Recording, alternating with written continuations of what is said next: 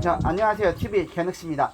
TV 개늑씨의 역사여행 그때 그 장소에서 네 번째 이야기를 시작하도록 하겠습니다. 자, 본격적으로 시작하기에 앞서 가장 중요한 말씀 전해드리겠습니다. 구독, 좋아요, 알람 설정은 저에게 큰 힘이 됩니다. 사랑합니다. 자, 제가 앞서 영상에서 7호선의 사가정역을 보여드렸고, 그 다음에 사가정 공원, 그리고 제가 있는 이 정자는 사가정이란 정자입니다. 자, 여기는 사가정이란 이름이 참 많이 쓰이고 있는데요.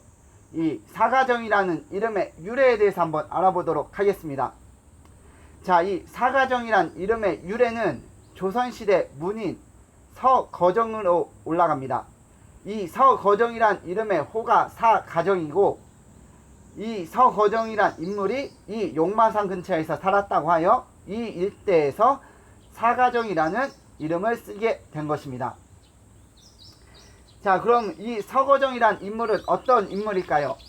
자, 실록에 보면, 자, 성종 16년 7월 26일 기사를 보면 서거정 등이 동국통감을 편찬하여 올리다 라고 나옵니다. 자, 이렇게 실록에까지 나오니 좀 대단한 사람인 것 같은 느낌은 스물스물 올라오는데요. 자, 그러면은 이 서거정이란 사람과 그가 편찬하여 올렸다는 동국통감에 대해 알아보도록 하겠습니다. 서거정이란 사람에 대한 기록은 성종실록에 자세히 나와 있습니다. 자, 성종 19년 12월 24일자 기사에 달성군 서거정의 졸기라고 나옵니다. 자, 서거정이 죽고 나서 그와 관련된 일화 등을 실록에 적어 넣은 것입니다. 자, 이 기사에서 서거정이란 사람을 표현하는 가장 적절한 문장이 나옵니다.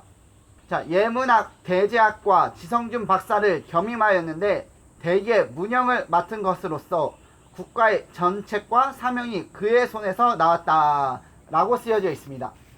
자, 예문학은 왕의 말이나 명령 등을 글로 짓기 위해 만든 기관입니다. 자, 대제학은 영사에 이은 정입품 자리이고, 지성균 박사는 성균관의 최고 자리를 뜻합니다.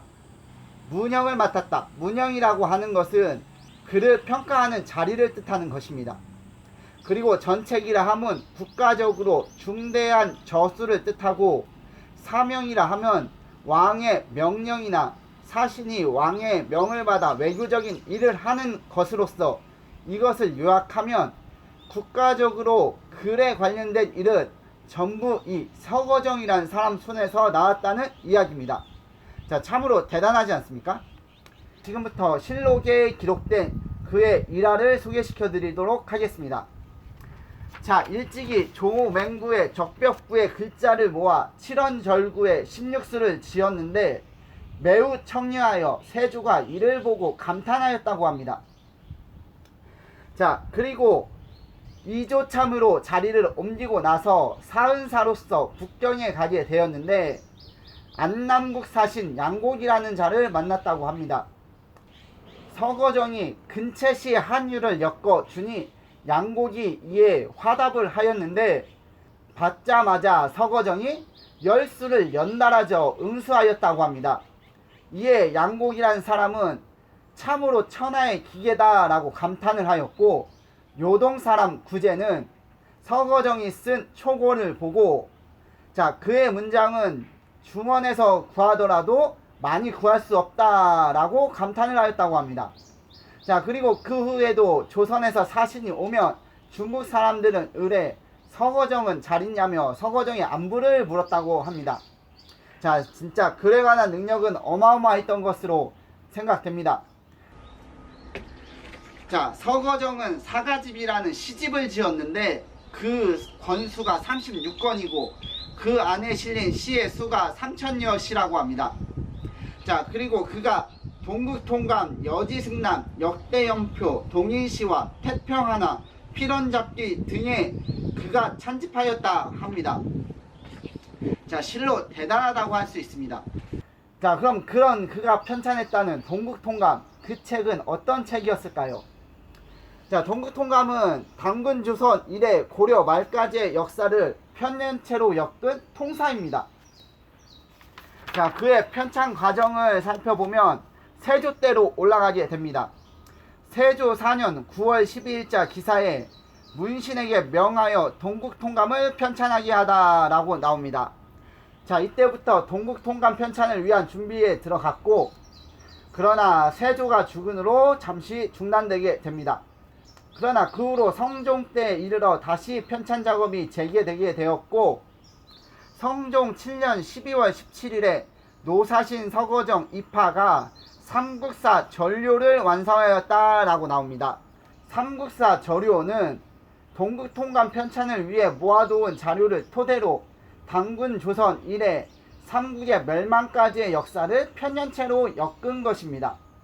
자, 이렇게 일단락되느나 했으나 성종 14년 10월 8일에 서거정이 경연중에 성종께 주청을 올리게 됩니다. 바로 동국통감을 편찬할 수 있도록 윤허해달라는 주청을 올렸습니다. 이에 성종이 편찬을 허락하였고, 이미 기존의 자료는 모아져 있었던 동국통감은 1년 만에 편찬이 완료되어 성종에게 올리게 됩니다. 자, 그런데 실록에 또 의아한 기록이 있습니다. 성종 15년 11월 13일 서거정 등이 동국통감을 편찬하여 올리다라는 기사가 있는데, 곧 이어서 성종 16년 7월 26일에 똑같이 서거정 등이 동국통감을 편찬하여 올리다라는 기사가 있는 것입니다. 똑같은 내용이 두 번 올라가 있는 것입니다. 자, 이 내용을 살펴보니 맨 처음에 편찬하여서 올렸을 때는 성종이 사론, 즉 역사에 대한 새로운 주장이나 의견이 없다는 이유로 다시 만들라는 명령을 내리게 되고, 서거정 등이 사론을 삽입하여 1년 후에 다시 완성하게 되는데, 이게 신편 동국통감입니다. 자, 이 신편 동국통감이 지금 전해지는 동국통감인 것입니다. 이 동국통감의 의의는 당군 조선 이래 고려 말까지의 역사를 체계적으로 편년체로 정리한 통사라는 것이며, 여기에 삽입된 사론은 후에 유교적 면문론에 입곡한 사대부들의 사관 형성에 큰 영향을 미치게 됩니다. 그리고 무엇보다는 동국통감 편찬의 완성으로 조선 초부터 시작된 역사 편찬 사업이 완료되었다는 것입니다. 자, 이상 마치도록 하겠습니다. TV개늑시의 역사여행 그때 그 장소 네 번째 이야기를 시청해 주셔서 감사합니다.